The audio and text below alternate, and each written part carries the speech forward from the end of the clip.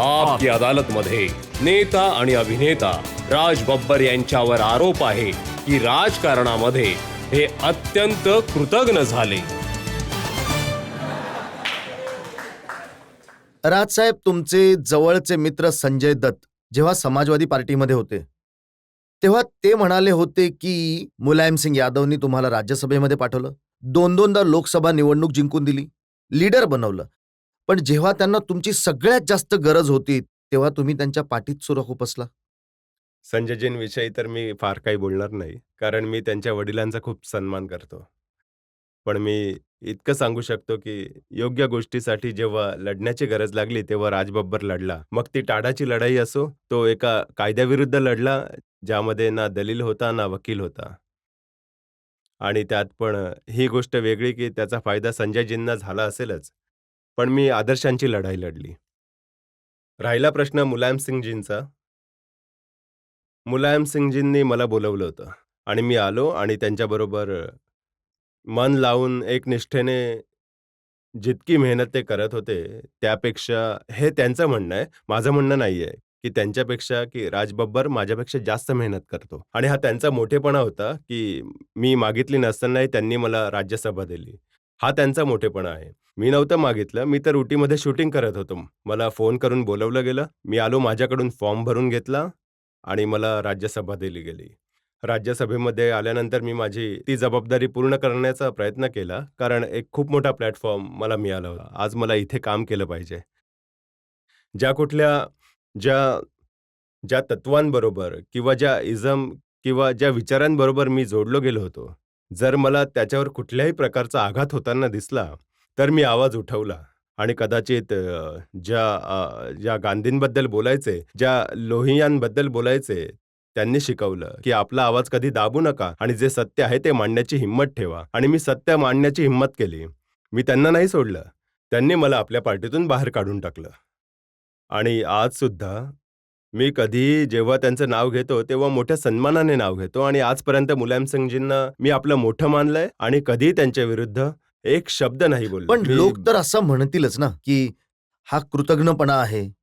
जिथे मुलायम सिंगजींची सून अखिलेश यादव यांची पत्नी निवडणूक लढत असेल तिथे राज बब्बर उभे राहतील आणि नुसतं उभे राहणार नाही तर त्यांना हरवतील सुद्धा. मी फिरोजाबादमध्ये बाय इलेक्शनमध्ये गेलो होतो, त्यावेळी त्यांच्या कुटुंबामधील कोणीही व्यक्ती नव्हतं, कोणी बाहेरचा व्यक्ती उभा राहणार होता. पण मी उभं राहिल्यानंतर माझी अनाउन्समेंट झाली 26 ऑगस्टला आणि 4 सप्टेंबरला त्यांच्या कुटुंबातील एक मुलगी आली आणि ती निवडणुकीत माझ्या समोर उभी राहिली. तेव्हा माझा नाईलाज होता की मी निवडणुकीत मागे नाही फिरू शकत होतो. मी निवडणूक लढलो. फिरोजाबादची जनता ती निवडणूक जिंकली, ज्यांचा उमेदवार मी होतो. मी हे नाही म्हणणार की राज बब्बर जिंकला, ते लोक जिंकले. आणि यावेळी मी विचारलं की कुटुंबातील, जिंकलेल्या सीटवर विचारलं की कुटुंबातील कोणी व्यक्ती उभं राहणार आहे का? तर जेव्हा मला हे सांगितलं गेलं की हो, कुटुंबातील राम गोपालजींचे पुत्र उभे राहणार आहेत. आणि मी राम गोपालजींना विचारलं, तो उभा राहणार आहे ना? ते म्हणाले हो, तुमचा पुतण्या उभा राहतोय. मी आपली जिंकलेली सीट सोडून निघालो. तर मी त्यांच्यावर कुठले उपकार नाही केले. माझी काय लायकी मी त्यांना हरवणार? जिथे माझ्या पार्टीचे 5,000 वोट मिळाले होते जनरल इलेक्शनमध्ये आणि 6 महिन्यांनंतर मला तिथे त्यांनी जर मला 85,000 मतांनी जिंकवलं होतं, तर तो तिथल्या जनतेचा निर्णय होता. त्यांनी ठरवलं होतं. माझ्याकडे तर तिकडे कुठली संघटना नावाची सुद्धा खूप मोठी ताकद नव्हती आणि काहीच नव्हतं. माझ्याबरोबर जर कोणी होतं तर तो राहुल गांधींचा विश्वास होता की त्यांना वाटत होतं मी तिकडनं निवडणूक लढावं. आणि मी तिथे त्या निवडणुकीत उभा राहिलो आणि तिथल्या जनतेने जिंकवलं. मी त्यांच्या विरुद्ध नाही लढलो. बब्बरजी कृतज्ञपणा नाहीये का? तुम्ही आजकाल असं म्हणता की मुलायम सिंग बद्दल एका जातीची मक्तेदारी करणारा, आपल्या कुटुंबातील 12 सदस्यांबरोबर सोशलिझम शिकवणारा मुलायम सिंगचा परिवार. मी नाही हे म्हणालो की मी शिकवणारा, किंवा मी हे नाही म्हणालो की मुलायम सिंगजींचं कुटुंब. मी जो सरकारचा मुख्यमंत्री आहे आणि ती कुठल्या तरी काळात ती सोशलिस्ट पार्टी किंवा समाजवादी पार्टी असायची, आता ती फक्त सपा म्हणून राहिली आहे. तर मी म्हणालो जो या सपाचा सोशलिझम जो आहे तो कुटुंबातील 12 लोकांमध्ये अडकून राहिलाय. या कुटुंबाच्या 12 लोकांमध्ये हा समाजवाद आहे, बाकी बाहेरच्या लोकांमध्ये तो काही दिसून येत नाहीये. आणि मग मुलायम सिंगजी जे म्हणतात तेच मी म्हणतोय. मुलायम सिंगजी म्हणतात की हे इथे या शासनामध्ये लूट थांबवण्यात असमर्थ आहेत. आणि ते स्पष्ट मोठ्या कॅमेऱ्यासमोर म्हणाले की लूट थांबवण्यात हे शासन आणि आम्ही लोक असमर्थ ठरलो. तर मी हेच म्हणतोय की समाजवादी पार्टी लूट थांबवण्यात असमर्थ ठरली. मुलायमसिंगजी म्हणाले की इथे मंत्री जमिनीवर ताबा मिळवत आहेत. तर मी हेच म्हणतोय की या शासनात लोक जमिनीवर ताबा मिळवत चाललेत. तर तुम्हीच सांगा की मी खरं तर मुलायमसिंगजींचे अनुकरण करतोय. जे ते बोलतायत तेच मी जनतेमध्ये जाऊन बोलतोय ना. मी तर जर मुलायम सिंगजींचं इतकं अनुकरणच करायचं होतं तर ज्यांनी तुम्हाला लोकसभेमध्ये पाठवलं, ज्यांनी तुम्हाला राज्यसभा न मागता दिली, त्यांच्याबरोबरच उभा राहिला असता या निवडणुकीमध्ये. हो, तुम्ही म्हणता ते खरं आहे की उभं राहायला हवं होतं, पण त्यांना मला उभं करायचं नव्हतं, तर मी कसं उभं राहू शकतो? बहुतेक म्हणूनच, कारण तुम्ही समाजवादी पार्टीला, मुलायम सिंगना, त्यांच्या कुटुंबाला इतक्या चांगल्या पद्धतीने ओळखता, त्यामुळेच काँग्रेसने तुम्हाला पाठवलं उत्तर प्रदेश लढण्यासाठी. नाही, नाही, नाही.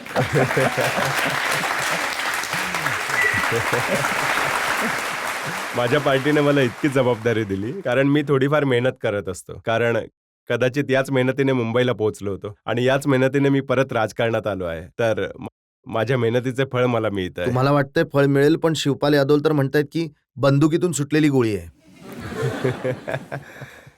शिवपालजी लहान आहेत.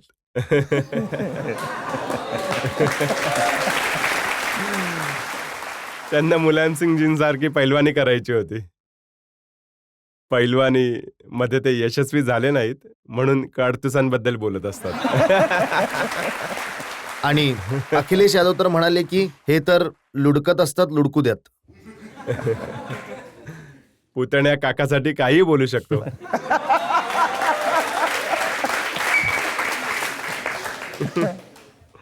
ही गोष्ट खरी आहे का की जेव्हा उत्तर प्रदेशात तुम्हाला जेव्हा निवडणूक लढवण्यासाठी पाठवलं गेलं, तो तर प्रियांका गांधींचा निर्णय होता? हे बघा, मी याबद्दल खूप जास्त काय म्हणावं, काही ठोसपणे नाही बोलू शकत. पण एक कुटुंब आहे. कुटुंबामध्ये जे काही बोलणं होत असतं, ते कुटुंबातील सगळ्या सदस्यांना माहीत असतं. आणि असं असू शकतं की कुटुंबातील कुठल्यातरी सदस्याने माझा विरोध केला नसेल, माझ्या या निर्णयाचा की मला उत्तर प्रदेशमध्ये गेलं पाहिजे. तर प्रियंकाजी सुद्धा त्या निर्णयामध्ये असतील. नाही, बनल्यानंतर जेव्हा तुम्ही आभार मानले, तेव्हा विशेष करून प्रियांका गांधींचे आभार मानले होते. मी कुटुंबातील सगळ्या सदस्यांचा आभार मानले होते. हां. सोनियाजी, राहुलजी आणि प्रियंकाजी सुद्धा. कारण मी बघत होतो मी की हा प्रश्न राहुलजी यासाठी विचारत आहे की कारण खरंच प्रियंका गांधींची मोठी भूमिका असेल उत्तर प्रदेशातील निवडणुकीत. प्रियंकाजींची भूमिका कायमच होती. आणि असा विचार केला पाहिजे की सोनियाजी, राहुलजी, प्रियंकाजी हे आहेत, लोक आहेत, हे व्यक्ती आहेत, एकमेकात इंडिव्हिज्युअल्स आहेत. पण त्यांच्या कुटुंबाला एक युनिटसारखं बघतो मी. कारण या कुटुंबाने खूप सॅक्रिफायसेस केलेत. आणि या कुटुंबाने काँग्रेससाठी, देशासाठी आपला जीवसुद्धा दिलाय. त्यामुळे आपण जर असं म्हणालो की हे कुटुंब वेगवेगळे विचार करतात, तर असं होऊ शकत नाही. आणि आज जेव्हा उत्तर प्रदेशला घेऊन किंवा देशामध्ये जी एक राजनैतिक उलथापालथ झाली, त्या उलथापालथीमध्ये प्रियंकाजींकडे आम्ही मागणी करतोय की अजून एक मजबूत आणि अजून एक थोडी मोठी भूमिका साकारावी. आणि आम्हाला आशा सुद्धा आहे की कदाचित असं होईल. इतका या कुटुंबाने तुम्हाला मान दिला आहे, उत्तर प्रदेशचं अध्यक्ष बनवलं, मग का नाही मुख्यमंत्री पदासाठी तुमचं नाव पुढे आलं? माझ्या मते उत्तर प्रदेशाला खूप काही एक्सपेरिमेंट्स नको आहेत. मी हे खूप गंभीरतेने बोलतोय. म्हणजे माझ्यासारख्या माणसाबरोबर तर एक्सपेरिमेंटच असता. जे काम मला माहिती आहे त्या कामात मला निपुण मानलं गेलंय. नाही, तुम्ही प्रश्न टाळत आहात. नाही.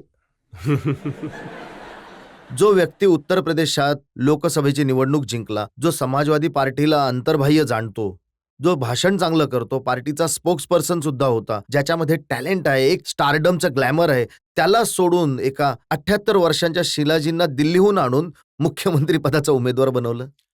एकतर त्या दिल्लीच्या नाहीत. म्हणजे त्या दिल्लीला आल्या उत्तर प्रदेशहून. त्यांची राजकारणामध्ये सगळ्यात पहिली ओळख झाली कनौजशी झाली.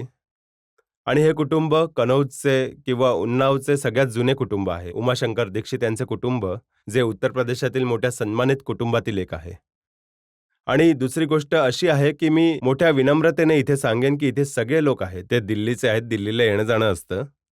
आणि आपण जे जे पुस्तकात इतिहासामध्ये वाचलं आहे आपण, ते या दिल्लीच्या चेहऱ्याला मुघलांनी बनवलं होतं. मोठमोठ्या इमारती, मोठा विकास केला होता त्यांनी. आणि त्यानंतर जे आहे, याला जर नवीन रूप कोणी दिलं असेल तर ते इंग्रजांनी दिलं. हे सगळे लुटन्स आणि साईडवाले इकडे-तिकडे साऊथ दिल्लीच्या बाजूला. आणि त्यानंतर जर स्वातंत्र्यानंतर याचा चेहरा जर कोणी बदलला असेल, तर तो शीला दीक्षित यांनी बदलला. हे प्रामाणिकपणे सगळे मान्य करतील. मी यात काही चुकीचं बोलत नाहीये.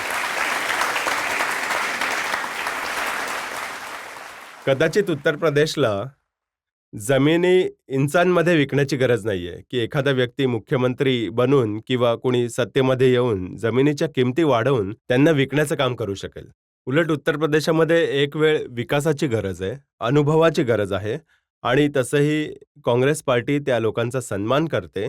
जेव्हा त्यांना दिसतं की घरातील सुना, घरातील तरुण घर चालवू शकत नाहीत, तेव्हा परत चावी जी आहे ती मोठ्यांकडे सोपवली जाते, की तुम्हीच घर चालवा. आणि मला असं वाटतं की शिलाजींच्या हाती गेल्यानंतर हे कुटुंब, हे उत्तर प्रदेश पुन्हा सावरलं जाईल. एक मोठी की वयस्कर, एक आपली प्रौढ जी आहे, एक अनुभवी जी आहे, आता ती आहे ते आता अशा कुटुंब एका चालवेल. मोठ्या वयस्करचा सामना 43 वर्षांच्या अखिलेश यादव यांच्याशी.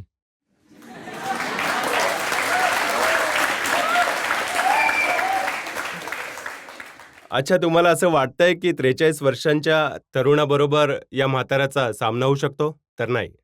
यांचा आशीर्वाद राहील. आता घर तर चालवणार आहेत तर शिलाजी. यांच्या भल्याचा विचार करतील, पण उत्तर प्रदेश शिलाजी चालवतील. मुलायम सिंगजींचं वय देखील 76 वर्ष आहे. काय हे खरं नाहीये का की शीला दीक्षित यांना यासाठी आणलं की एक ब्राह्मण चेहरा प्रोजेक्ट करायचा होता? राज बब्बर ओबीसी आहेत, ब्राह्मण नाहीयेत. मला तर इथे राजकारणात येऊन समजलं की मी कुठला सी आहे.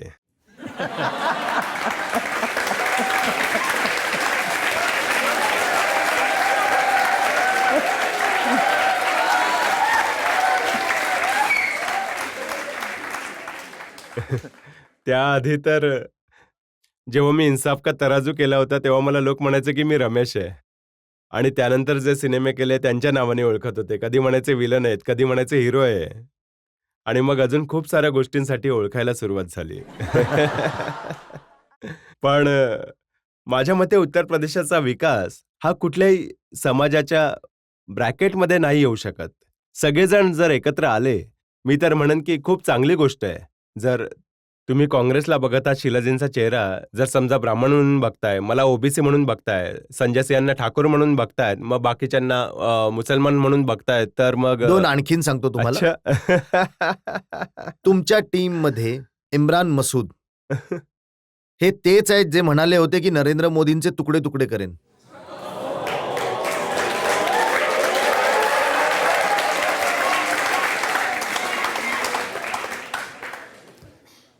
हे बघा, तसंही या प्रकारच्या शब्दांचा वापर फार काही चांगला नसतो. पण ते स्वतः असं म्हणाले आहेत, की मी असं कधीच नाही म्हणालो. आणि एकतर म्हणालेत किंवा हे तर व्हिडिओमध्ये आहे, हो ना, हो, आम्ही बघितलंय. हां. अख्ख्या जगाने हो. बघितलंय. तर हे जे काही आहे, मी इतकं ऐकलंय की ही गोष्ट जे काही कारणं आहेत, त्यांना पार्टीमध्ये बोलवलं गेलं. तेव्हा ते इमिडिएटली म्हणाले की साहेब, मी यासाठी माफी मागितली आहे. मी मानतो की अशा गोष्टींसाठी माफी नाही मागितली जाऊ शकत. एकदा जेव्हा एवढी मोठी गोष्ट निघून जाते, तेव्हा त्याच्यासाठी माफी नसते. पण जर कोणी पश्चाताप करत असेल की मी ही गोष्ट बोललो आणि त्यासाठी माफी मागितली, तर मला असं वाटतं की कदाचित पुन्हा अशी गोष्ट नाही होणार. आणखी एक आहेत राजाराम पाल तुमच्या टीम मधले. त्यांच्यावर आरोप होता की लोकसभेमध्ये पैसे देऊन प्रश्न विचारले होते त्यांनी, ज्यासाठी त्यांना शिक्षा मिळाली होती. मी घाबरतोय की माझ्यावर कुठली अशी गोष्ट येऊ नये. असं नाहीये. त्यानंतर जे झालं, बहुतेक तिथे स्पीकर साहेबांनी इन्क्वायरी केली होती आणि त्यांच्यावर असा कुठला आरोप नव्हता. आणि त्यांना निवडणूक लढू दिली गेली आणि निवडणुकीत ते जिंकून आले. तर आता या परसेप्शनमध्ये काय गोष्टी होतात, इन्क्वायरीनंतर काय झालं होतं, नाहीतर हे सिद्ध झालं असतं तर ते निवडणूक लढू शकले नसते. त्याच्या पुढच्याच वेळी ते निवडणूक लढले होते, तर कदाचित हा आरोप जो होता तो फार काही सिद्ध नाही झाला आहे. मी असं ऐकलंय की प्रशांत किशोर जे सुरुवातीला नरेंद्र मोदींबरोबर होते, नितीश कुमार बरोबर होते, आजकाल ते उत्तर प्रदेशात काँग्रेसचे मॅनेजमेंट बघत आहेत. त्यांचा सल्ला असा आहे की राहुल गांधींना प्रोजेक्ट केलं असतं ॲज अ चीफ मिनिस्टर तर योग्य होतं. माझ्या मते तर ही गोष्ट पार्टीमध्ये तर कोणाच्या कानावर नाही आली. ते कोणाला म्हणाले असतील मला याचं काही ज्ञान नाही. आणि अ, प्रशांतजींबद्दल तर मी एवढेच म्हणू शकतो की सल्ला त्यांचा काही असू शकतो. पण असा काही विचार ना पार्टीमध्ये आहे, ना पार्टीच्या कुठल्याही दुसरं मी कार्यकर्त्यांमध्ये असं आहे. ऐकलंय की प्रियंका गांधींना जर प्रोजेक्ट केलं असतं तर काँग्रेसचा खूप फायदा झाला असता. हे बघा, हा हा प्रियंकाजींचा स्वतःचा निर्णय आहे. त्यांचा कुठलाही व्यक्ती जर असं म्हणाला, त्यांच्याबरोबर हे व्हायला पाहिजे, असं वाटलं कुणीतरी चंद्रावर असलं पाहिजे, कोणीतरी मंगळावर असलं पाहिजे, त्यांनी काही फरक पडत नाही. पण ज्याला निर्णय घ्यायचा आहे किंवा ज्याने घ्यायचा आहे, त्याच्याशी बोलणं झालं आणि तो म्हणाला की हो किंवा नाही मध्ये बोलूयात. तेव्हा कुठेतरी या गोष्टीत नाही, तथ्य उत्तर प्रदेश काँग्रेस कमिटीच्या अध्यक्षांचं काय मत आहे कशाबद्दल? की कुणाला प्रोजेक्ट केलं पाहिजे? मला असं वाटतं की राहुलजी आजच्या घडीला एक एक असा चेहरा आहे, जो राष्ट्राच्या त्या दबलेल्या, कुचलेल्या गरिबांची, शेतकऱ्यांची, तरुणांची जी लढाई लढण्यासाठी ते शब्दांच्या त्या प्रपंचामध्ये ते नाही अडकत आणि ते जमिनीवर ती लढाई लढतायत. आणि अशा व्यक्तीने खरं तर राष्ट्राबद्दल विचार केला पाहिजे आणि राष्ट्राकडेच बघितलं पाहिजे, ना की त्यांनी कुठल्याही सीमारेषेमध्ये, कुठल्याही प्रदेशांमध्ये स्वतःला सीमित ठेवलं ते पाहिजे. कशी लढाई लढतील? ते खाट पंचायत करतात आणि लोक खाट उचलून घेऊन जातात.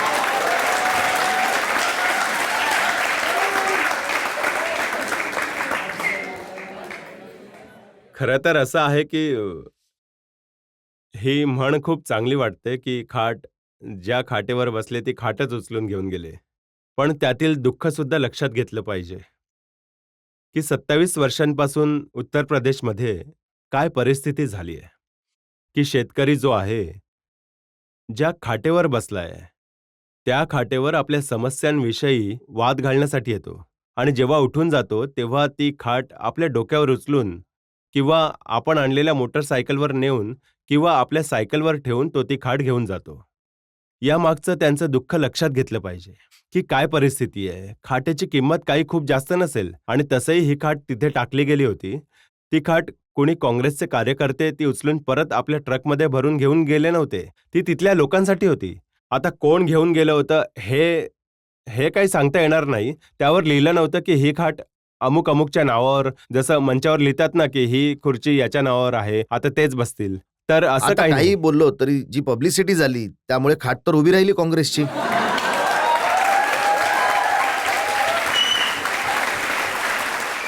सगळीकडे फोटो दिसतायत की लोक कसे खाट उचलून घेऊन जात आहेत. हे बघा, खाट उभी राहिली नाही, उलट काँग्रेसच्या खाटेला डोक्यावर घेऊन गेलेत लोक. ही गोष्ट तर मानली गेली पाहिजे. ज्या खाटेवर काँग्रेसच्या नेत्यांनी बसून त्यांच्या अडचणी ऐकल्या, तर त्या लोकांनी एवढा विश्वास दाखवला, तर कमीत कमी या खाटेवर ज्यावर आमच्या हृदयातील गोष्ट ऐकली गेली आहे, मनातील गोष्ट नाही ऐकली गेली, तर त्यांच्या हृदयातली गोष्ट ऐकली गेली.